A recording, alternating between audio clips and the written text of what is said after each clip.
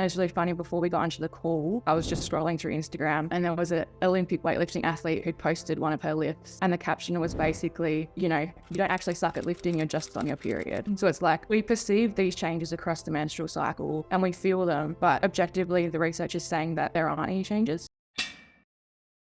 Good morning, Brooke. It's my pleasure to have you on Evidence Strong Show. If you could briefly introduce yourself, that would be great. Cool, awesome. Lovely to be on here this morning. My name's Brooke. So I am a coach. I've been coaching for about 8 years now. And I like to say that I'm an athlete. So I've been lifting for probably 10 to 11 years. I have recently started my PhD. So I'm a year into my PhD researching the influence of the menstrual cycle on strength sport athletes. And alongside, researching and coaching, I also teach at Victoria University within the exercise sports science degree. So kind of in academics, research, and kind of in practice coaching as well, which is a lot of fun. Perfect. I'm super excited to pick your brain on all the topics, menstrual cycle and lifting. Why this topic? That's an interesting question, actually. So I feel like it kind of came from my own experience. So I think, like many females, I was put on a contraceptive when I first started my menstrual cycle because there was a lot of symptoms that I wanted to manage and control. So I was around 16, was on the contraceptive for a couple of years, and then kind of was like, maybe I don't want to be on it. So I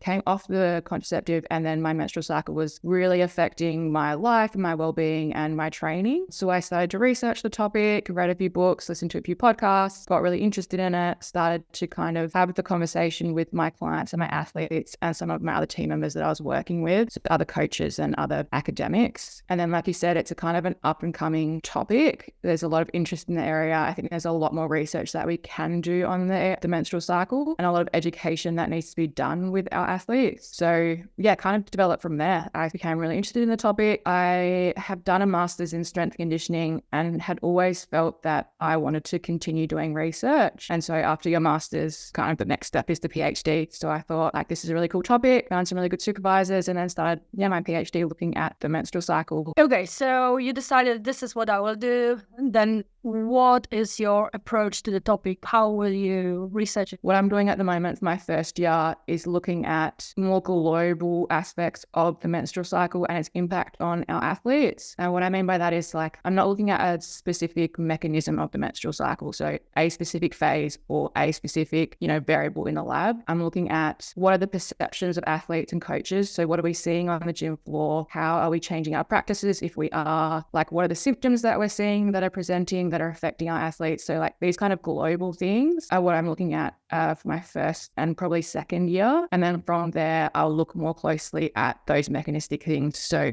I guess, like, strength performance, like what is strength performance and what variables are affecting that performance. And then looking at one of those variables in a lab kind of base setting. So yeah, like the first year is really delved into perceptions and practices. So what symptoms are presenting throughout the menstrual cycle? How do athletes perceive and what are the attitudes and what are they doing about those symptoms? And then how are coaches approaching the programming side of things and, like, managing the athletes throughout the menstrual cycle based on those symptoms? And as I mentioned, like, my research will mostly be in the strength sport, so weightlifters and powerlifters. And that is a really big gap in the literature as well. Like, we haven't got much on elite athletes in general, but most of the research has been done on team sport athletes, lots of endurance-based athletes, and like those sorts of things. And I think we know that those kind of performances are different to weightlifting or powerlifting performances, as well as, like, the coach-athlete relationship can sometimes be different in a team sport environment compared to, like, the individual-based sport environment. So I think, like, we can take lots of the information that's already out there and apply it to the sports, but it would be really interesting to actually have a look at strength sports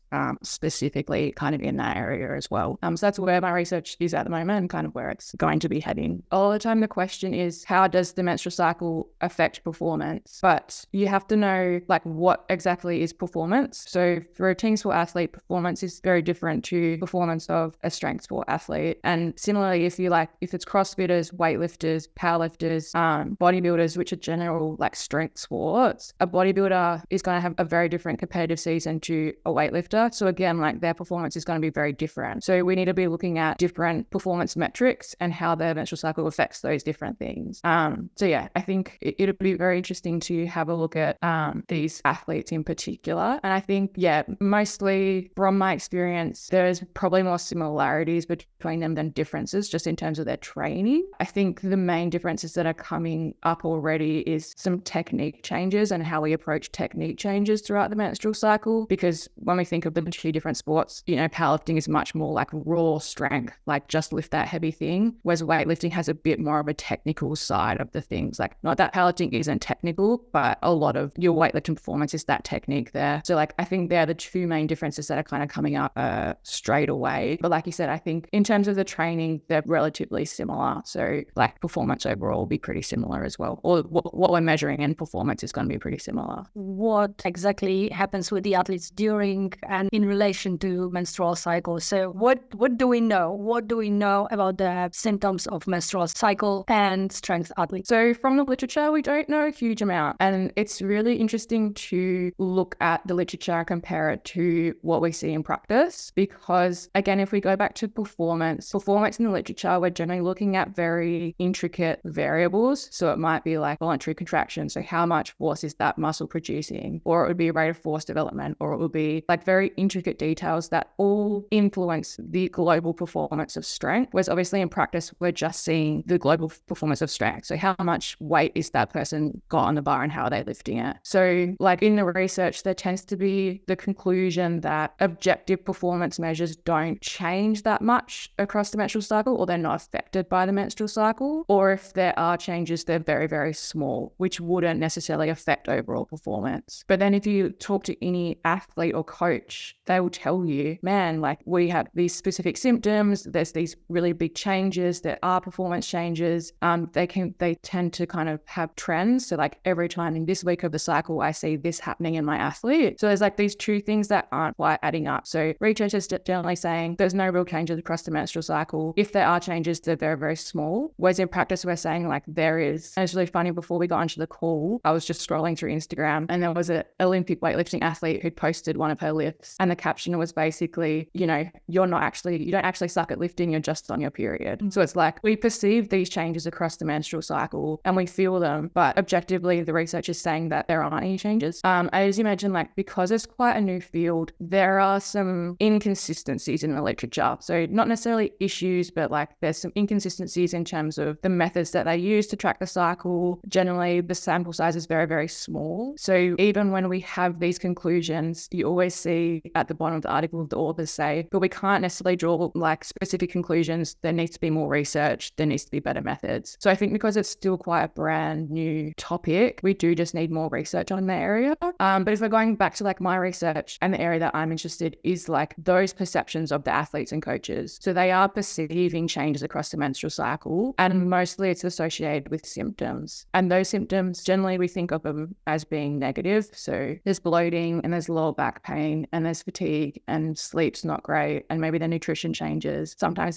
there's behavior changes, so decreased motivation, all of these sorts of things at specific times in the cycle. But then there's always the reverse of that. So then there's always like times where they feel really motivated, they're very confident, they feel really strong, they could do 12 more sets than normal. So there are positive symptoms as well. And then there's obviously things, so that's like a naturally menstrual cycle, naturally menstruating female, but then there's also symptoms that are associated with contraceptive use. So generally they'll have symptoms around the time when they have the withdrawal bleed, and the rest of the cycle will be pretty like flatline normal. So symptoms are generally the main thing that athletes and coaches are perceiving. And in strength sports, it's those ones. It's lower back pain, bloating, changes in mood. Athletes will often feel changes in strength, so just feeling a little bit weaker. Coaches perceive similar things, so they notice these kind of symptoms. They also tend to perceive changes in technique or performance or coordination, which is really interesting, which generally athletes don't perceive that, but they might perceive it as they just feel a bit weaker, or like things just feel a bit weird or off when they're lifting. Is it across the board, or is it specific to the individual athlete? I think it's very individual. And I think that's where we not run into issues with the research, but it's where research will never necessarily answer questions for a specific individual, because everyone is so different. Even within the same athlete, their menstrual cycle could be different from month to month. So I think like from a coaching perspective, it's very much, I need to be able to notice those things within my athlete. I need to be able to have those conversations with my athlete, and I'll just react reactively change that when those things are coming up, rather than going, I know this person has their period at this time and I need to program and change things around that. It's like, no, when they come in and if they have those symptoms and if it is affecting their training, then we can adjust things accordingly. But it's very much going to be on an individual basis, which, as I said, it's hard because the research is generally done in, averages. It's group averages rather than an athlete or an individual. Yeah, very important point. So even if we have more research, at least at this point of time, we need to be mindful that the individual athlete in front of you is the athlete in front of you, and that matters the most, I guess. Mm-hmm. I think what I'm trying to bring with the research is it can still give global recommendations. And so I think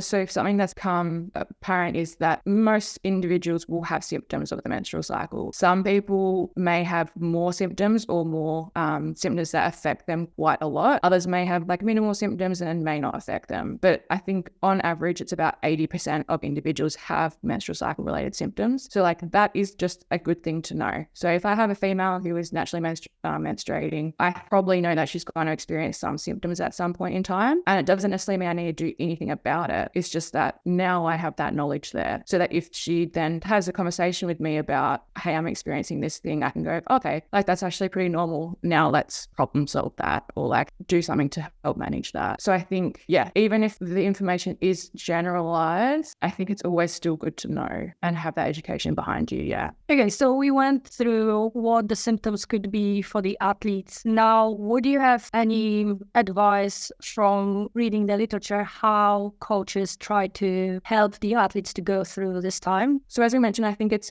pretty individual and depends on those symptoms. There seems to be common approaches that coaches do take, and it's generally going to be a reduction in intensity or volume. So if there is a specific symptom, we might just reduce the intensity slightly for that exercise. As I mentioned, it could be reducing the complexity of that movement. So if you're seeing technique of a snatch that isn't looking great, maybe they're losing tension somewhere in the movement or the timing's a bit off, then reducing the complexity of that movement to a snatch pull or a snatch deadlift or something like that. I think in general, it sounds maybe too silly, but having more education around it. So I think something that athletes want is just their coaches to be more aware. And it's something that came up in my focus groups, but also comes up within the literature and within practice, is they don't necessarily want coaches to always be problem solving for them. They just want coaches to be aware of this is how they're feeling.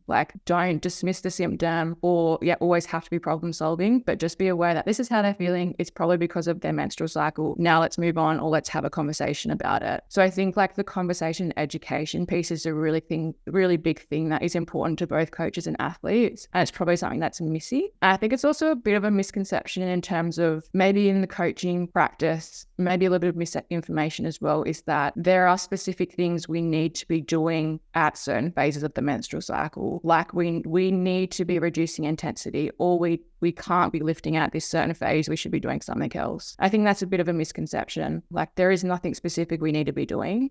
It's more just, managing the well-being of that athlete and being able to have conversations. And it also comes back to that individualization of your approach. Is you will know that person in front of you so closely that there will be times where they're having symptoms and they don't feel great, and you just got to push them. You just got to go, doesn't matter, we've got a competition next week. You just got to get it done. And also educate them in terms of the research actually shows that your performance isn't diminished.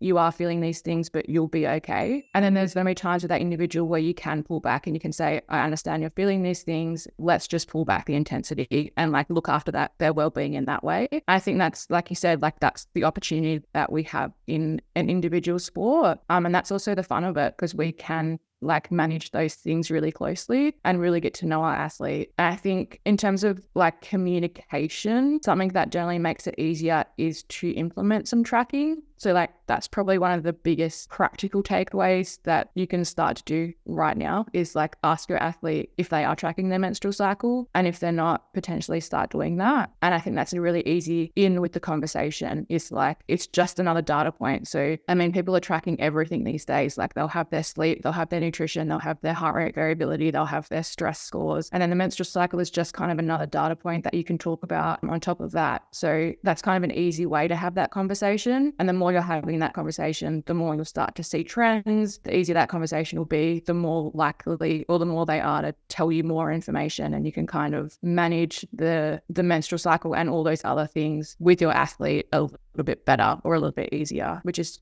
fun and important, and like that's a big aspect of coaching. That's so true. I actually know coaches who know exactly where their female athletes are menstruating and they find it helpful. Would you have any other things that coaches could apply to help the athletes, especially female athletes, in relation to the menstrual cycle? You mentioned quite a lot. So tracking, adjusting volume, intensity, adjusting complexity of the movement, communication. Yeah, I think communication is a big one. I think just being maybe more educated on the menstrual cycle is another big one that comes up. And it's not like everyone needs to go and get a PhD on the menstrual cycle. It's maybe just, knowing some basics of what is occurring between phase to phase and what kind of things might present, other practical things. Yeah, I just think awareness is a big thing. And I think it's funny, so after both of the focus groups that I've done, we kind of walked out of the room and we're like, how fun was that just to talk about periods? Like, I feel like we just don't do it enough. So just being comfortable with that conversation and like initiating that conversation and making it kind of normal within the gym is another big thing that we can do. That I think the more we talk about things, the more educated people become, the more we'll kind of know how to practically apply specific things, and those kind of tips and helpful things will kind of come up, because it's always going to be an individual approach. So it's hard to give really practical things to apply to everyone, I guess. Yeah, but having an open conversation will lead hopefully to some solutions. Because if I have an issue and we talk about it, you may have a solution that worked for you and you can share it. So it's the communication part, I think, is half of solving the problems. Yeah, I think so too. And I think the menstrual cycle kind of affects the athlete in so many different domains as well. So it will obviously affect, like, there's different cravings. So their nutrition throughout the menstrual cycle, it might affect their sleep. So I feel like it actually comes up in all those conversations as well. And so the more we know that, this person is not sleeping well, it might be because of the menstrual cycle. So we can just kind of have that conversation and employ tactics to help with sleep or to help with that nutrition or to help with this symptom. So I feel like, that communication is probably the biggest thing. So getting on top of that, potentially like initiating that conversation really early. So maybe in your intake forms, generally you'll have an intake form or interview. So even from that point, try and make that a normal conversation. So you're generally going to ask about nutrition, going to ask about their hydration and their alcohol intake. Just ask about the menstrual cycle as well. Like, don't make it like this weird thing that we have to bring up. It's a part of the athlete. So let's talk about it, I guess. Yeah. All right. Would you have any differences to point out in terms of naturally menstruating athletes versus the athletes on contraception? I think, so obviously someone on contraception is not going to have a normal bleed. So they're going to have either a withdrawal bleed or, depending on the contraceptive, none at all. So some individuals won't have any symptoms at all if they're on a contraceptive, or any of like the kind of normal symptoms, because they're not getting those fluctuations in hormones. I think there's kind of a trend towards those on contraceptive tend to have more psychological symptoms. So then they might have mood changes and kind of behavior changes, but not as much of those physical changes. So like bloating or acne or anything like that. So like the symptoms tend to be kind of different. But again, I think that conversation with that is going to be really important to ask them, like, are they experiencing anything? An interesting thing with those on contraception is they often won't associate symptoms with their menstrual cycle because they're not having a menstrual cycle. So they may actually still have a list of symptoms, both positive and negative, but they don't associate it with being a menstrual cycle symptom. So that's an interesting thing as well. So often they'll say like, no, I don't have any symptoms at all. And then you dig in deeper and they are experiencing some things. In terms of performance, I don't think we have enough data on, do we perform differently on the contraceptive? Yeah, it just depends on the individual. I think in the long term, like, we're both going to experience the same trajectory of performance increases. So we're all going to get stronger, we're going to build muscle. Like, I think it's a bit of a misconception that the the contraceptive could influence performance in that way. But yeah, the main thing I guess would be coming back to like, are they experiencing symptoms acutely and then just managing them? But you would approach a naturally menstruating individual the same as you would approach someone on contraceptive. Yeah. But that's an interesting point, that the athlete themselves, if they are menstruating naturally, they will be aware of the symptoms related to that, hopefully. But the athletes who are on contraception may not relate the symptoms they're having to the changes that are related to the differences in hormone levels. Yeah, it is interesting. And I think often they won't really want to track their menstrual cycle either, because they're like it doesn't affect me. I'm on a contraceptive. I don't need to think about it, which is probably one of the benefits of the contraceptive, is like you don't need to think about those fluctuations. Like, it's all good. But I would still recommend that they track their cycle and see if there are any trends occurring. But most likely and the research also shows that they experience less of those symptoms compared to naturally menstruating. But yeah, it's still worthwhile to kind of track and see what's happening if there are any trends there. Awesome, that's very useful. Do you have anything to add? Obviously, we cannot go into the details, but anything that you're already seeing that focus groups are bringing up? Yes, so I will do 4 groups in total. I've done 2 already, one with coaches and one with athletes, so they were separate. Yeah, I think a lot of the perceptions kind of cross over in terms of they all experience or perceive symptoms. They mostly have similar ways that they adapt their training during those phases that are more symptomatic. They all kind of say that they wish there was more education, more conversation occurring. They still feel that there's some uncomfortable or awkward phases of trying to start the conversation.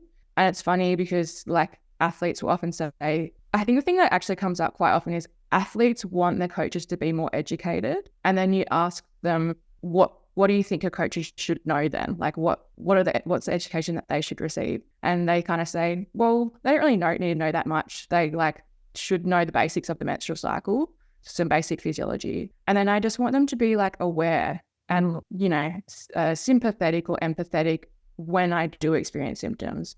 So again, I think that kind of comes back to the conversation piece. Like, you don't necessarily need to be overly educated on the menstrual cycle, although that probably helps. But athletes do want to have more of that conversation, and they want coaches to want to have that conversation as well, or like want to learn about them individually and their menstrual cycle individually. I think another thing that you touched on is like, so, and we said it before, like obviously each menstrual cycle is different from individual, but also within individuals. And we've only really talked about those with normal menstrual cycles, whereas in sports, there's also obviously, I think it's probably as much as 40% of females or 30% of females who have dysfunction in their menstrual cycle or some sort of disorder. So like that's also a huge amount of the population as well that we just don't have the research on, and we need to do more. And they're generally the ones also having potentially more symptoms, or if they're not having a menstrual cycle at all, they're not having any symptoms, but that's also they're not at optimal health at that point either. So like there's more research that needs to be done there too. So I think it's like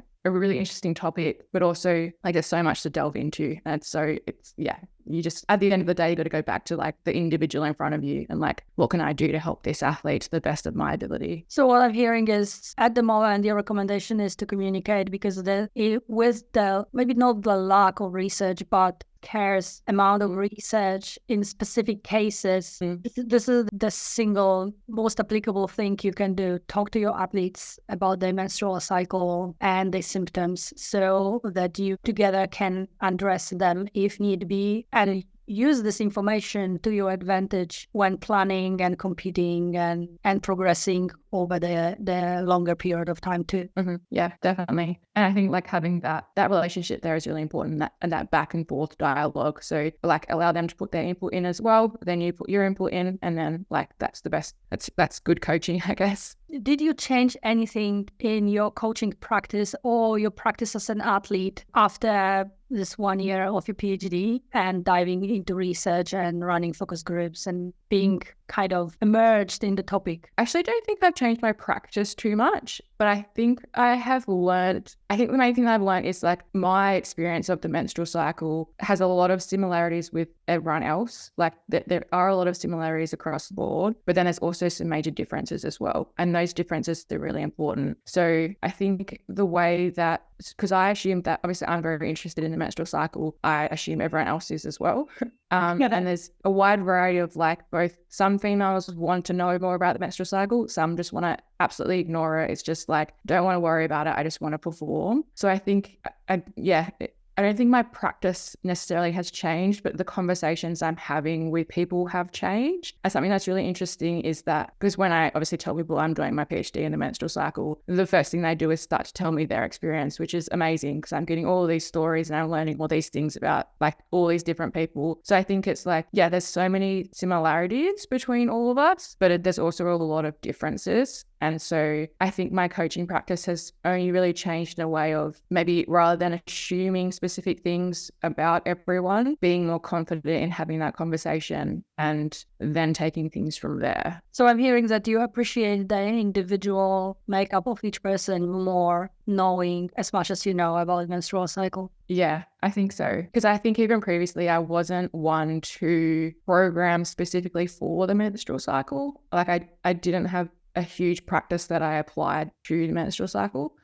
It was always just like a keen interest in it. So like practice in general hasn't necessarily changed. Your 3 most important things for the coaches to take from this interview? So I think 3 most important things that tend to come up in the literature as well as from conversations is the importance and the benefits of tracking. As I kind of mentioned, it doesn't need to be like a day-to-day tracking thing. Like every day I don't need to go in and track everything about my menstrual cycle. But I think over months and years, you'll start to see trends that occur. I think it's a really good educational tool for both athletes and coaches on themselves and others. So I think like implementing some sort of tracking, whether that's with an app or in a diary or, in their training journal or anything like that. Communication is another really big one. So like initiate that conversation. If it is through the tracking, maybe that's an easy way to kind of start that conversation, or initially when you meet a new athlete, or potentially say if you're seeing common symptoms, you could just ask like, how are you feeling? Like, where are you in your menstrual cycle? Do you think that could be associated? So communication's a big one. Yeah, I guess just taking it on an individual basis. So if you are seeing those trends occur very commonly,